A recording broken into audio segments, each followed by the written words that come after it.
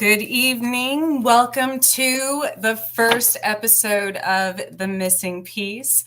I'm Trish Moe, broadcasting live on New Orleans 105.3 in the United Public Radio Network.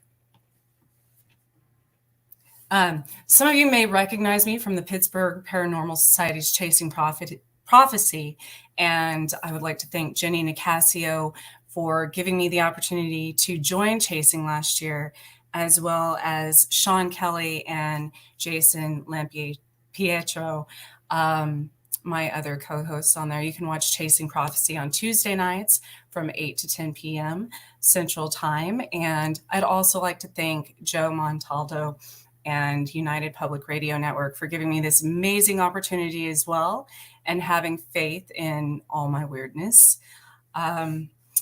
Also, thank Carnation for sponsoring this hour as well. And just kind of a brief introduction of who I am. As many of you know, I'm an intuitive medium, certified clinical hypnotherapist, artist, photographer, author, collector of magic and memories of the weird, wild, and wonderful. Different creatures, cryptids, all the people I've encountered along my journey. And I'll get more into my own stories in various segments down the road as well. But for tonight, since I was born outside of Roswell, New Mexico, and this subject is very near and dear to me, I thought tonight's guest would be a perfect opening for The Missing Piece on this Monday Eve. So, without any further ado, let's get to it. It is my pleasure to introduce Rupert Kortosh. Am I completely mispronouncing your name? That's kind of my stage name. This is Rupert Kortosh. Yeah. Okay. Rupert he's the founder of the global CE5 network of human-initiated alien contact groups, including the Missouri CE5 and the Kansas CE5. He's the author of Aliens, Avatars, Ghosts, and God, a sci-fi novel about the spirit realm, extra-dimensional space, extra-dimensional time. And he has a first-class honors degree in physics and space science and technology from the University of Leicester. Yeah, we spell things strangely in England. Leicester. And X-Ray Astrophysics research experience working with space-based X-ray telescopes. And you currently give international seminars on everything from alien species to life after death. Well, welcome. I am so glad you're here. I know it's kind of crazy and last minute, but so is England your native country? Yes, I was born in England. I've been in the US on and off for about 20 years now. Oh, wow. Okay. Yeah. And you currently reside in the Midwest, correct? Yeah, I'm currently in Kansas. I have been here for a few years, well, off and on for a long time, a few years now. And when, I guess, go back to the beginning, when and how did your interest and passion in alien contact first begin, I guess, before, even before the CE5? Yeah, well, I've always been interested in trying to understand everything. My two big focuses throughout my life have been reality, understanding what is real, and morality, which is how do we affect the emotions of other people. And as a child, I can remember sitting in my science classes thinking, I want to help to save the world. I want to make the world a better place. How can I go about doing that? And it seemed like the logical first step. Well, first of all, I need to understand the world. I need to understand the universe. And once you understand the world, the universe, then you can do something about it, about the problems within the universe. So I set about learning science, but at the same time, and this is as a child, I set about learning as much as I could about everything that people refer to as the supernatural or the paranormal. So aliens, are on that list. We've got Bigfoot, we've got ghosts, we've got reincarnation, healing, all the things that are on your radio station here. And so I set about researching all of those. And I learned fast, both science and everything to do with the paranormal. And then I started to have some of my own experiences. I was just about to ask at that time, as a child, if there was something kind of even before you had that interest, that if there was something that happened in your life that you remember that kind of sparked that curiosity, I guess. Yeah, I don't think there really was. It was, I mean, I was raised as a Christian. So I was trying to understand that. And I was trying to figure out how did science and religion fit together. So I was really diving into my research, trying to understand that. That's a lot for a kid. How old would you say you were? I'm sorry? How old would you say when all of this kind of started? Well, my interest in morality started when I was just a little kid of about 6 years old, and I was watching things like The Waltons on TV back in England, which is all sort of American morality-based show. But I was also, I guess I can remember about the age of 8 or 9, watching those late night shows that were about the paranormal, the supernatural. Now, I may have had a ghostly encounter when I was really young, but it wasn't probably very significant. My first real experiences started happening when I was about 18, and I started getting sleep paralysis. And of course, there are scientists out there that will say, well, we know what sleep paralysis is. This is very well understood. It's a science thing. Yeah. But it didn't feel like a science thing. So it felt like a spiritual thing. And so I was trying to bring in all of my logical reasoning to try and figure out what was going on here. And I was at university. I had friends that were rigging ghost detectors around me when I slept to see if we could figure this out. And I didn't figure it out until a few years later, when somebody I knew said their mother was a spiritualist, and the mother didn't know anything about me, but my friend told me that if I wanted to, I could get a reading from her. And I was interested. So I had to write down a request for a reading on a piece of paper, seal it in an envelope, pass it to my friend. My friend gave it to the mother. And on the basis of that, she gave me a reading. And in that reading, she described my sleep paralysis experiences perfectly. And so I wrote back to her and I said, look, I feel like, because she told me that there's a spirit that's trying to contact me.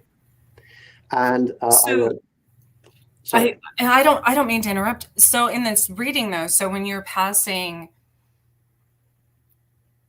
so you didn't meet, I guess, one-on-one with her. We didn't need to meet, and I've since learned. Okay. I was just clarifying that you weren't, Yeah, I've since learned all about remote viewing and astral projection, and I know you can take yourself anywhere in time and space to see what's there. So that's what this woman did. And so she told me that I was connecting with a spirit. And I said, yeah, I don't think it's a good spirit because it doesn't feel nice when this sleep paralysis happened. And she said, no, it is a good spirit. What you're feeling is just there's something about the way they died is making your head feel uncomfortable.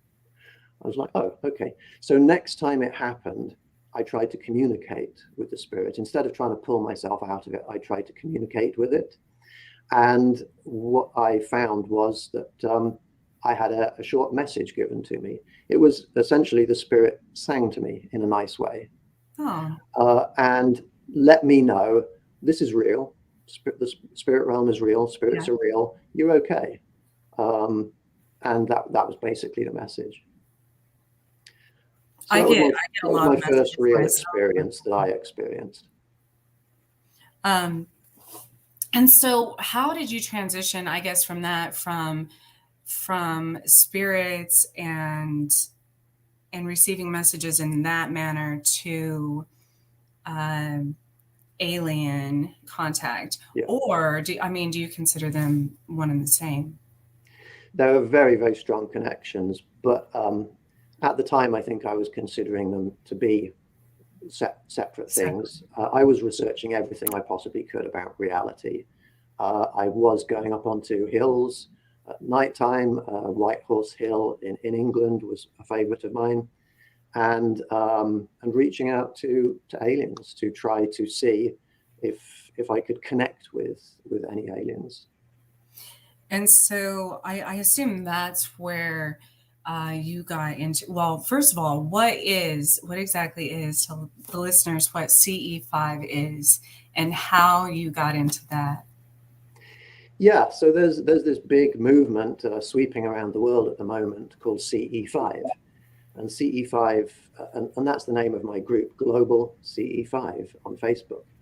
And Global CE5, or CE5, stands for Close Encounters of the Fifth Kind. Now, you may be familiar with Steven Spielberg's Close Encounters movie. I have not. I'm sure our listeners have. Okay, well, that's a good movie. You should go and watch that. There is a scale that a doctor called Hynek created in 1972, and Hynek's scale was for alien or UFO encounters, and he defined a close encounter of the first kind as when you see a UFO in the sky, not just a light in the distance, but maybe some kind of definable size or shape in the distance there. And that would be a close encounter of the first kind. The second kind is when there's some kind of trace, physical trace or evidence left behind. For example, feeling like you're paralyzed, like a sleep paralysis, or a scorch mark in the ground, or radiation, or something like that. The third kind was if somebody sees an alien, maybe on board the spacecraft, they can see in a window and they can see something moving around. The fourth kind is when you actually get taken by aliens, maybe on board their craft. So some people would call that abduction. Close encounters of the fifth kind, although it doesn't have to be a close encounter, it can happen at a large distance via remote viewing or astral projection. That is human-initiated contact with aliens. So people that do CE5, we can make contact with aliens either inside our homes, or we go outside, sit in a nice place in nature, and wherever we are, we meditate. We try to then remote view with, or remote communicate with, or astrally project to alien entities. And that is basically going to them, tapping them on the shoulder and saying, hey, we're here. If you like, we're inviting you to come down and show yourself in the sky, or come into our homes, or have some kind of a contact or communication with us. So that's what CE5 is. And so is there a correlation? I know you have a lot of different locations. You'll be going on tour actually in the near future. I do have those dates and stuff as well. But do you specifically choose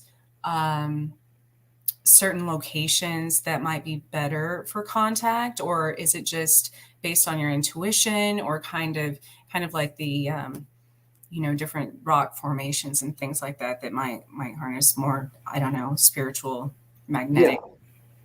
Well, there's two main ways to do CE5, and we do both. One is, just like this in a Zoom meeting. In Global CE5 on Facebook, I have Zoom meetings where we have up to 100 people all Zooming at the same time, and I guide them through a meditation and guide them through astrally projecting to aliens. So you can do this from your home.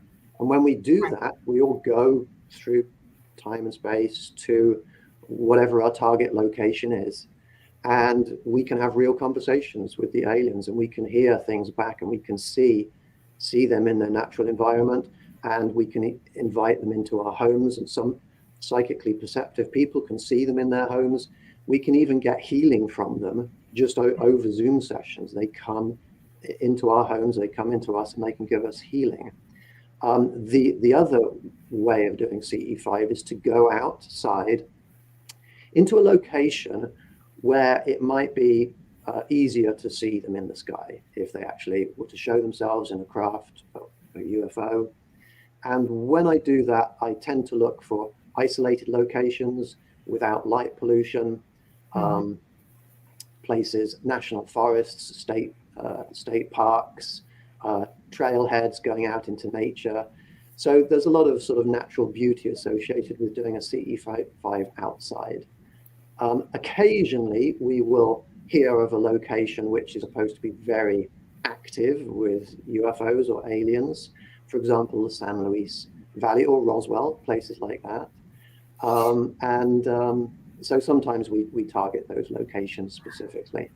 Well, and people, I said that I'm not familiar with Steven Spielberg's movie. I don't really watch TV or movies that much. I don't. So anything, but I did grow up on top of a mountain in the Gila Wilderness. So on the border of Arizona and New Mexico, and being, a very spiritual person, I have to be in the woods and in nature all the time, to remain grounded and everything. So I think, in my own case anyways, that's how I've not only enhanced my ability to communicate with elementals, trees, animals, spirit guides, anything, because I was always in those situations. I was always in those locations, just out in the middle of nowhere where there aren't a lot of people and pollution and noise and stuff. So yeah, but it didn't occur to me that's not everybody can do that until you actually live in a city, and I know people now, I know adults that have never been hiking or camping in their entire lives, and but it's just the difference in don't get me wrong, there's all kinds of things that go on in a city as well. People just don't notice it as much. So yeah, no, I can relate to you fully. I think we come from nature. We're really a part of nature, but there's so much artificiality in our world, in our society today. People lose touch with that, and psychologically, emotionally, physically, there's so much to gain from being in nature, but a lot of people don't realize that. So it's one of the wonderful things about getting out and doing CE5s is not only are we communicating with these amazing beings from elsewhere, we're also enjoying these spectacular sunsets in the most amazing terrains, and enjoying being among the animals and seeing the deer and so forth. And I've lived in other countries and all over the US, and I tell you, Kansas has some of the most beautiful sunsets I have ever seen in my life. Yeah. I take pictures as well, and so that's why I'm like, man, if people wanted to come just to see open land and beautiful skies, that's the Midwest, Yeah. Now what equipment, I noticed on your Facebook page, you had a list because you said people had been asking, based on one of your seminars, where you get your equipment and what equipment do you use? And I guess my curiosity, being around paranormal investigators this year, and kind of learning what, again, treat me like I, have been living in a hole the last 40 years, because I honestly don't know. I don't know any of the technology that exists now, I guess, for these things. So, yeah. Well, first I should say you don't need any technology at all to do CE5, but you can just, from sitting down in your home, reach out, meditate, remote view, communicate with aliens. But it is fun and sometimes rewarding, especially when you're outside, to record things in the sky, to video things appearing and disappearing or flying in an unusual way. And I've experimented with a whole range of different technology, and you can use the same sort of technology for detecting aliens and UFOs as you use in paranormal research. Right. So, I have gone to some of the paranormal research websites and looked at the equipment that they sell, and some of it could be used. What I have found more than anything else is a night vision, a fairly, I'd say, a medium angle night vision video camera. There's one. Am I allowed to mention brand names here? I'm not sure. Oh yeah. There's a Psionics. There's one called Psionics Aurora Pro, which is pricey. It's about $800, but it's probably the ideal one for this sort of thing, because you can hold it up and look through that, and because it's detecting infrared, it's seeing a lot of detail that you can't see with your naked eyes, and so you can use that to look for things as well as to record and detect things. And it's a wide enough angle that you can see a decent portion of the sky, but it's not so narrow that it's telescopic, and it's not so wide angle that anything that appears in the sky is lost in a tiny pixel. So that's what I tend to use. However, if you want to spend a lot of time doing this, you can use an ordinary optical camera. You can put it on a tripod, take photos with a long exposure, so that a lot of light enters, because we're doing this at nighttime, and you can take quite a nice picture of the scene, even in a dark place. Mm-hmm. Yeah. And I just realized the other, I hadn't updated my phone in forever, and I got the iPhone 12, I think, and I think the 12 and up now, because I did it on accident, and I was trying to take a picture of the moon, which never turns out right, on your cell phone, and it went to night vision and infrared, and I'm like, that's like, I mean, it's amazing, because I find smartphones now are almost as good of quality as my professional camera. So, but I have noticed, I don't know if you've noticed this or not, but when I try to take pictures with my camera, I have a Nikon 5600 DSLR, and when I try to take pictures of certain, obviously certain clouds, or even airplanes, it won't work. Like, it just completely stops working. So sometimes that's when I switch to like my cell phone, because I don't have any fancy equipment, I guess a phone is fancy equipment technically, because that's probably the most expensive out of any equipment we probably own. That's, but yeah, technology can be awkward with your DSLR camera. What I do with mine is I make sure the focusing is on manual, mm-hmm. because if it's on automatic, it can't find a tiny object in the distance. Right. It doesn't know what to focus on. So, little things like that, and you have to continually be playing with the settings, and you can get some great photos with those sorts of cameras, but your iPhone will probably do a really good job also. Yeah, I don't know. I don't know what it is. I think, it's interesting, because, that happens a lot of times with spirits as well. They'll affect draining the batteries and everything else on my camera, but specifically like airplane, it just shuts down. So I don't know if that. Wow.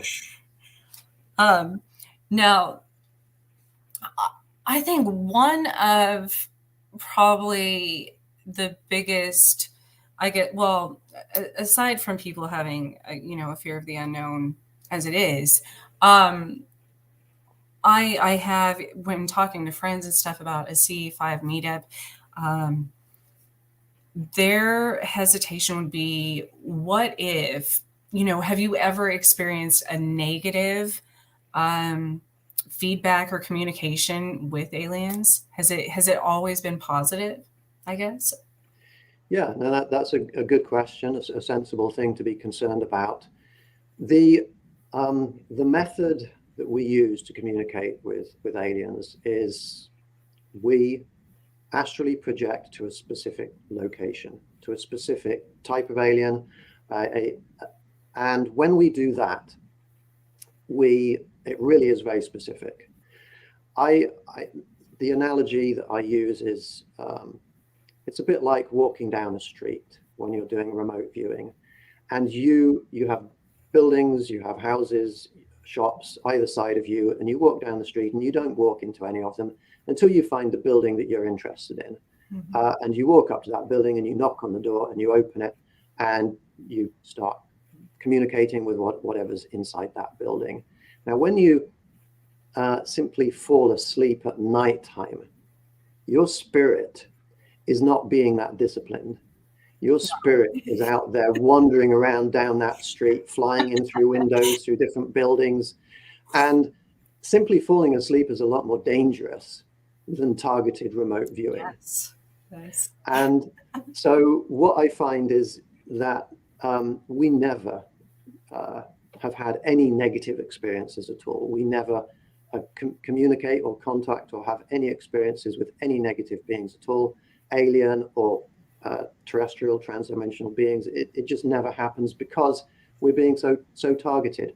And one of the things that maybe people don't understand unless you experience a CE5 event is the level of love and friendship and peace within that group, because we're not just going out there hoping to get some kind of experience, like put on a light show for us. Yeah. We are certainly in my group, we're a loving, kind, respectful, non-discriminatory group who is really reaching out in love and peace to aliens.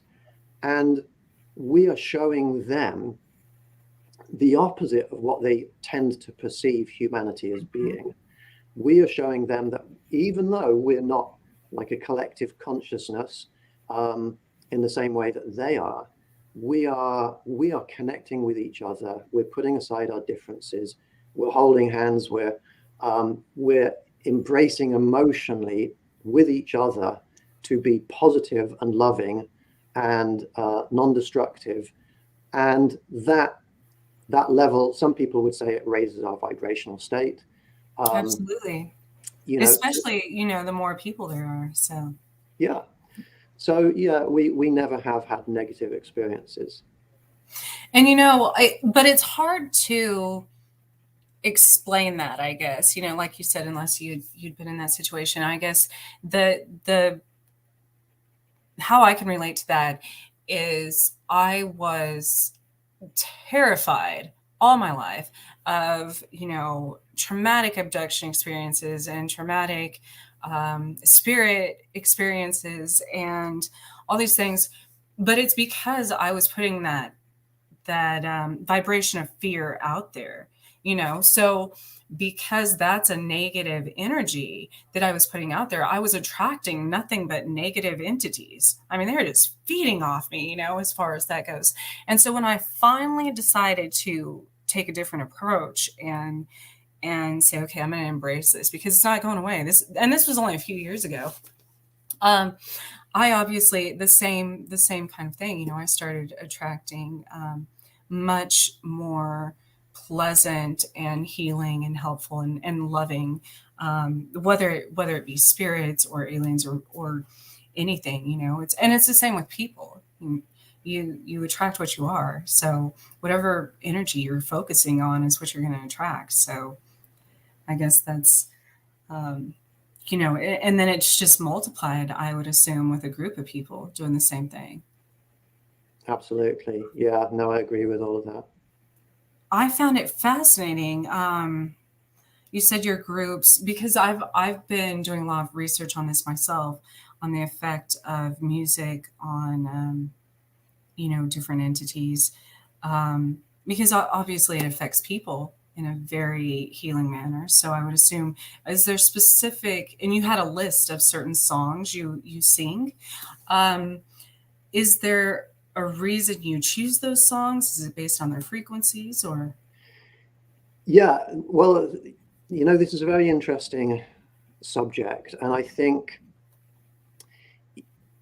we have one of my big pushes in my group is to raise people's wisdom up closer to the levels of the wisdom of aliens, so that instead of just normal humans going outside and saying, "Hey, aliens, come down to us," we are raising ourselves close to them, and then saying, "Hey, look at us now. Would you like to make contact?" And one of the aspects of wisdom that we have a push for is trying to gain knowledge and leave behind some of the beliefs, leave behind beliefs altogether. In fact, try to focus, because when you look at human history and you look at for hundreds of thousands of years, how beliefs different beliefs have resulted in so much conflict. Oh, yeah. And inability to advance forwards. And the concept of belief is, well, maybe I shouldn't go down this path. I don't want to upset too many people. But let me talk about, when we talk about frequencies. As a scientist, I know what frequency means. It's the number of oscillations of something every second, measured in hertz. I know what energy is. It's the ability of something to do work that's measured in joules or calories. And when people in the paranormal community talk about vibrations and frequencies and energy, I understand that these are not strictly scientifically correct terms to use. They're more metaphors. Mm-hmm. And they're metaphors that are excellent metaphors because we really can use them in a way that makes sense, that we understand. Right. But I think it is important to understand the difference between when we're using a metaphor and when we're using an actual scientifically defined term. Now let's take, for example, sound. Sound is a vibration of the air, and it has a frequency. A single tone has a single frequency. If you listen to a voice or a piece of music, it's got frequencies all over the place. There's not one set frequency of sound that the aliens are interested in, or that's gonna result in anything. So that's something that I consider, specific frequencies of sound, that sort of thing. That's more sort of a belief system. What I'm doing with my music, or with the music that we are using, is thinking about what is the effect of the music on us, and specifically emotionally. Emotion is such an important, amazing thing that has come out of the universe. Everything vibrates with a frequency, even inert molecules of space dust. Mm-hmm. But not everything has emotion. Right. I mean, jewels of wonder in the universe, like the life that we have on this planet, has emotion.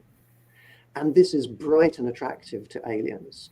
Now, when we have negative emotion like pain and suffering, despair, these are felt by aliens that are telepathic and empathic, because they're way more advanced spiritually than we are.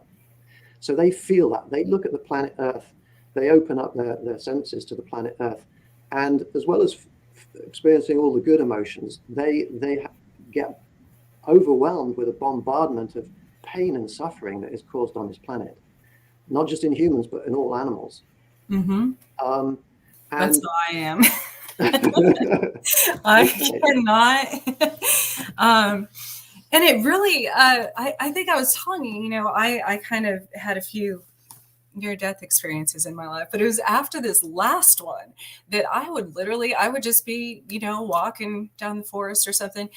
And the first time it happened, I thought my heart was breaking and I was the saddest. It was a combination of being scared and anxiety, and my entire life was flashed, but it wasn't mine. I knew that wasn't my specific. I was feeling that. And there was a butterfly caught in a spider web. Wow. And I'm like, oh my God, I can't because I was feeling the butterflies, everything. But then at the same time, I was feeling the spiders as well. And so it was very overwhelming. I can't imagine it being even more heightened than that, because it was hard for me to adjust to things like that. And like animals, if I went by an animal that had been hit by a car or something like that, it's the same. Trees that were cut down. I had a breakdown when one of my favorite places to go, they cut down all the trees. And prior to that, I mean, sure, I had connection with plants, but not feeling the rest of the forest pain, literally, as far as something like that. So it's interesting. And so, it's wonderful that you're empathic, that you care about animals. You're the kind of person we want in our groups, because if you're the kind of person that is kind to animals, you're non-discriminatory, you're not speciesist, then when you go outside and you reach out to aliens, they see that you're not speciesist, because they're a different species and they're interested in that. And if also on top of that, we can if we can heighten our emotional state, like our happiness, our joy, our love, which are the most valuable things in the universe, if we can raise those high enough, they're really attracted into that. So that's why singing songs is something I'm hoping to bring more into my events. What about instruments? I guess do you also play instruments when you sing? In the group? No. There's a lot that we can do during CE5 events. Intuitive photography, we do the meditations, we're reaching out, we're connecting with them. We are trying to communicate with them and get physical experiences on the ground and see things in the sky. So there's a lot going on, and 4 hours outside in the evening can go past very quickly. You can go outside, you can bang on drums, you can play instruments. There's no magic in the ceremony of that. There's no magic in the specific songs or tunes you're playing. But if you can use instruments or dance or play or sing or do anything that adds cohesion to your group, emotional cohesion, raising the vibration, the emotional state of your group, then that all helps. So there's no requirements that you have to do it certain ways, but that list of songs that I put up in my group, there's no magic behind them. There's not special frequencies, but when there are certain songs, when you sing it, you feel it. Absolutely. And if you can, whatever you're doing outside in a group, if you can feel that, that's attractive to aliens, and I think other beings that are out there. Now I know, and I apologize. Like I said, Amazon delayed my book. I wanted to read it before you came on. So your book, Aliens, Avatars, Ghosts, and God. When did you write this? Or I guess how long has it been? Yeah, I started writing that about 20 years ago when I came over to the US. Wow. But I finished it about 15 years ago, and I've tweaked it over the years. And just tell us a little bit about it. So my first idea about 20 years ago was, I've learned so much about the paranormal, aliens, ghosts, the spirit realm. I started to write a textbook on the supernatural. And even though I'm a scientist, I'm used to science textbooks, I started to find it kind of dry and boring. And even though there's a lot of interesting things in there, it didn't feel attractive to me. So I decided I'm going to make it attractive by writing it in the form of a novel. And so I'm a big sci-fi fan. And so I started to come up with this story that could fit within it, introducing all of the educational aspects of what I've learned about the paranormal. And so that when you start reading it, you'll see that it's a novel. And if you can make it past the first scene, which is kind of intense and confusing for very good reasons, which I won't go into, but if you can make it past the first scene to when people start talking, then what you'll find yourself on is this science fiction journey, which is very comparable to what's happening on Earth right now, the problems we're facing and the reasons we're facing them, and everything that's important in life, from morality, understanding how should we behave, what is right, what is wrong, what's the difference between that and good and bad. Is it a matter of perspective, like the spider and the butterfly? Which one do we root for? Is one bad? Is one, is it good that the butterfly was eaten, or is it bad? That sort of thing. And so I mix all this together into a story that involves time travel, Oh, wow. real components of time, the mechanics of time and the timeline, with ideas and concepts about aliens. But really, the thing that people, I think, have found the most valuable is maybe half the book is set in the spirit realm. So there is a character, I won't say who, but there is a character who dies. And what happens when you die? Yeah.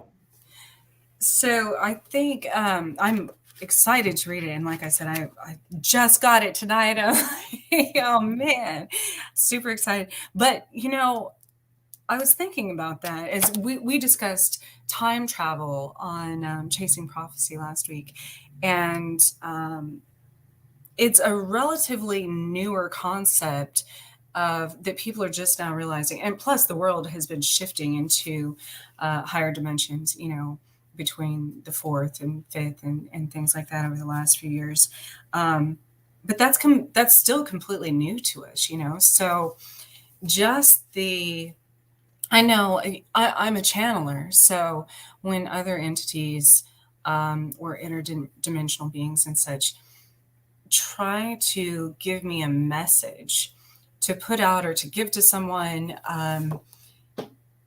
it's so frustrating because they try to, it's almost like speaking a foreign language, because with their advancement, trying to speak to us or show us in a linear fashion, opposed to how our human brains try to process things. It is very, very difficult. I tell anything I communicate with, I'm like, treat me like a child. I know. Just, I'm sure it's frustrating on both sides, Yeah. So I'm really interested to hear your, your version of and perception of those things as well in the book. It's a fascinating subject, and it's important because we're not just dealing with, if you think of the conflicts that are going on the planet right now, you could consider that like a to some extent, things like wars, battles, even politics, is a battle of geographic, who owns those geographic areas, and it's all geography. When you bring in time travel into it, and when you understand that the future is there right now, that time is actually multi-dimensional, which I explain in my book, and that the past and the future exist and can be changed by our traveling and communications through time. Then you get not just a geographic landscape that you're battling over, but a temporal one. And that is one of the things that we're working on in our group at the moment, is to try to build a better future. Because as Yoda says in Empire Strikes Back, the future is in motion. And we are trying to change the future to be better with the assistance of some of our alien friends. And, science just changes every day, but has just recently proven that all of these, anything with a very strong wars and such from the past, with a very strong negative energy, does carry on through our genes, through our, through generations. And so transmuting that energy as a collective, as an entire world, I know that's often hard for people to even comprehend, how that works. So do you, I guess, are there levels I've seen where in the CE5 groups, they can become their own, have their own districts or teach others as well? And you have levels, right, of learning, I guess. Yeah. First of all, maybe I'll state something that maybe hasn't come out in this show so far, but we have made, and we continually have, very successful relationships and communications with aliens. This is not just like going out trying to prove things, and sometimes we see a flash of light in the sky.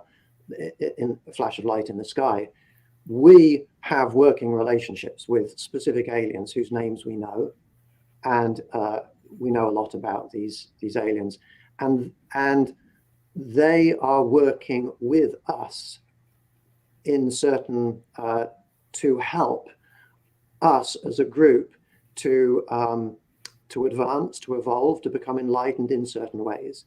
So I've put together this system, which I call CE5 Wisdom. And it's an optional system within my group that anybody that wants to, they can work through this system and raise their level of what I would call wisdom in a way that aliens are supporting. And we hear from them on like a weekly basis saying, we love what you're doing, keep doing it, just keep doing it. We like what you're doing. And this, so we offer people a way to become enlightened themselves, or to raise, you could say it in a million different ways, to raise your vibrational energy, to transmute your energy.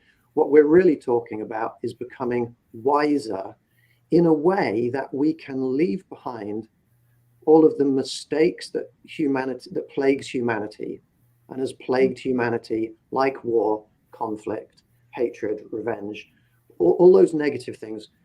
We can leave those behind. We can understand ways in which we still are creating pain that we haven't yet figured out. Because when you look back in the past and you see all these people making all these mistakes like sexism and racism and so forth, those people, they were the same species that we are. Oh. And back then, they felt justified in what they were doing. Yeah. Today, we still have forms of negative discrimination, and we cause immense pain on this planet in ways that people don't realize.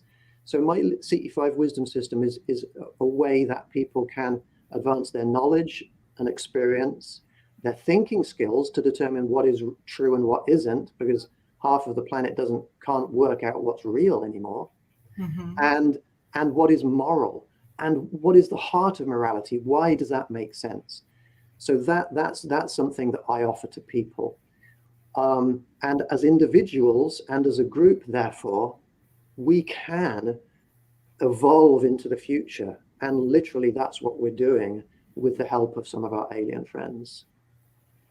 That's amazing. Yeah, I'm looking forward to, like I said, I initially came across one of your groups in Meetup, for the group outings, and I was super excited, and then all of a sudden the shutdown happened.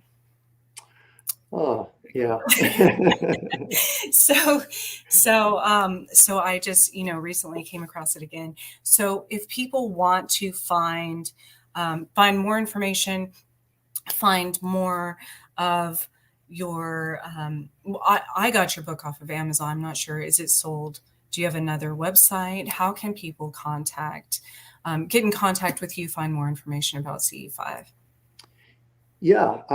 Well, actually, on your website, I left a comment, just guiding people to the right place today. People can find me on Facebook. They can send me a message, or you can just go in Facebook. You can search for Global CE5. You can search for Kansas CE5, for Missouri CE5, whichever state you're in. We have a group. We have a group in every state. And if you see that the group, one of the admin is me, Rupert Kortosh, you found the right group. There are lots of other groups out there. I saw that. Yeah. But on your group, there's, I just joined the groups, and there's a plethora of information. I think it's great because that does kind of alleviate some of the fear or anxiety of, for people who might not know a lot about it. So, and you also have, I know you have in Kansas City, a speaking event at the Metaphysics Fair coming up? The KC Spirit and Paranormal Convention. Yes. Bettina and April organize this convention, and they do one every few months, and that is coming up in March.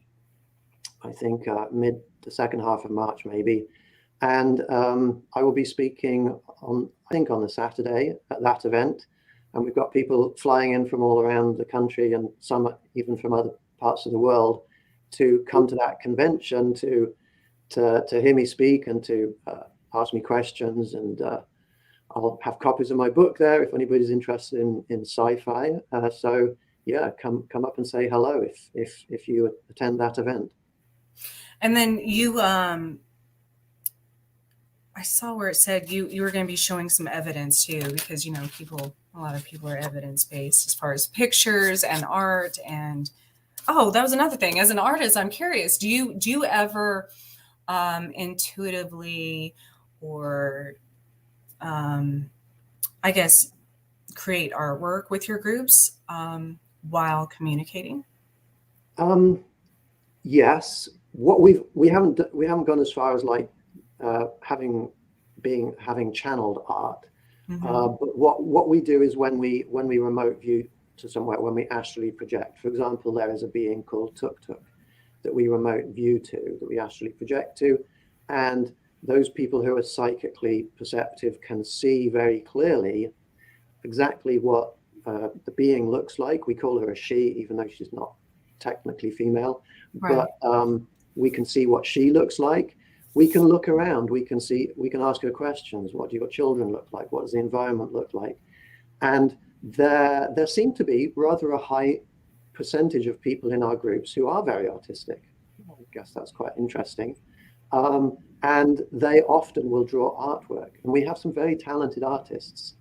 I used to do art, and I've tried drawing a picture of Tuk Tuk, and it's taken me rather a long time to get it right. But yes, I have done that also. So if you go to our website, you will be able to see some of that artwork. What we can't show you is, here's a photograph of an alien that's standing right next to us. We haven't got that far yet. We hope to in the future. So the evidence we have is not going to be proof in that respect, but you can watch videos of us in our Zoom meetings where we are reaching out and we're asking questions, and then afterwards when we say to each other, what did you see? What did you see? Or what did you hear? What did you hear? When 10 people in the group all see exactly the same thing and hear exactly the same thing, and nobody hears anything contrary to that, Right. then that is logical proof. And so that sort of proof we have a lot of. I think, especially coming from New Mexico in the Roswell area, it's amazing, and I love hearing stories from people like you and what you're doing as far as spreading a different context, a different perception of what the relationship between anything in the spirit realm or aliens can be with humans, because it's not all negative. And that is part of why, because in New Mexico growing up, a lot of it was negative, as far as what happened or what people thought happened. All of it was negative. I don't want to say a lot of it, all of it. All of it was negative. So, and created fear and everything else. And there was no way I was going to ever try to attempt to contact an alien. I was like, no, like, I know what happened in Roswell. Yeah. So I agree that, I mean, it's a flaw of many humans that we just assume that if we don't know what something is, it's out to hurt us. Yeah. And the unknown is scary. So I'm definitely looking forward to that. Go to the CE5 webpage, like it, follow them. They're doing some amazing stuff. So Rupert, thank you again for speaking with me. I look forward to attending, one of the meetups and learning more about it too. It's fascinating. It's all very fascinating to me. So. Well, thank you very much, Trish, for inviting me onto your show. I've had a lovely time, and I look forward to seeing you again. Absolutely. And so next week, I have some crazy things planned for the show. This show is not going to be as, I mean, obviously it's paranormal focused and aliens and everything, because that's 100% part of who I am and my life. And, but I want to have stories from real people on things, almost the same thing, whether it be animals or humans or aliens, that the perception has been changed, from fearful or how it changed their lives. So I think that's what the future of the missing piece is going to be about. So, because that's very personal to me, it's very changing my perception of aliens and the paranormal, has opened up an entire new world of who I can help, who I can, and it is scary. It's fascinating and scary and mind blowing how far as humans our energy reaches, so. Yeah. I love the name of your show. I like the peace. Because my entire life, that's kind of where that came from. When I was little, I would interact with elementals in the forest and different, native. We lived on old native ruins and wagon trails and stuff. So I would sit, and so the dead we didn't have neighbors or like other kids really that close to play with or anything. So my best friends were all either dead people or fairies and stuff, which people, of course, back then nobody talked about. My parents were like, just don't. So then I'd be like, okay, I'll go play with the animals. So, but I just remember the story, and they would sit with me, as a child, and they were 100%. I could see all of them perfectly fine. I could, interact with them. And I heard stories from like the 1800s, 1700s, probably stuff. I wish I could remember all of that from when I was, and this was when I was, from the time I could walk, probably. I would tell my parents about stuff like that. So, and then of course, New Mexico alone, all the there's TRC with all the satellites, and we were the first to see the stealth fighter planes over the mountains. And then, of course, there was the Travis Walton experience. Wasn't far. That was in the White Mountains in Arizona, so that wasn't far from me. So there's all this information coming in. But to me, in the beginning, before the negative parts, it was all very positive and aside from the human parts too, I guess I should say, because the adults, of course, which back then it was still very taboo, and nobody talked about it, and nobody wanted the kid who spoke to dead people and aliens, so. But aside from that, my interactions were all at that point were all very pretty peaceful. They treated me like I had this entire wilderness full of protective beings as their child. So that's awesome. Are you familiar with, I think it's close to Roswell, haystacks? There's a Haystack Mountain or overlook or hill or something like that. There's like an outdoors vehicle area where people drive around in their outdoors vehicles. Called Haystack? Yeah, it's northeast of Roswell. That's where I've done CE5 events. I've camped out in the desert there, and the last time I camped out in the desert, I was the only one there. Everybody else had left. And there I am in the middle of the Roswell desert in my tent, falling asleep, and I start to get sleep paralysis. And I can clearly see these transdimensional beings skipping jokingly. I think they were terrestrial transdimensional beings rather than, alien. And they're sort of skipping towards my tent, sort of laughing and joking. Oh, what's this we found here? I wonder who's inside here. And I was just too tired, so I was like, I'm sorry, guys, but not this evening. I'm going to sleep.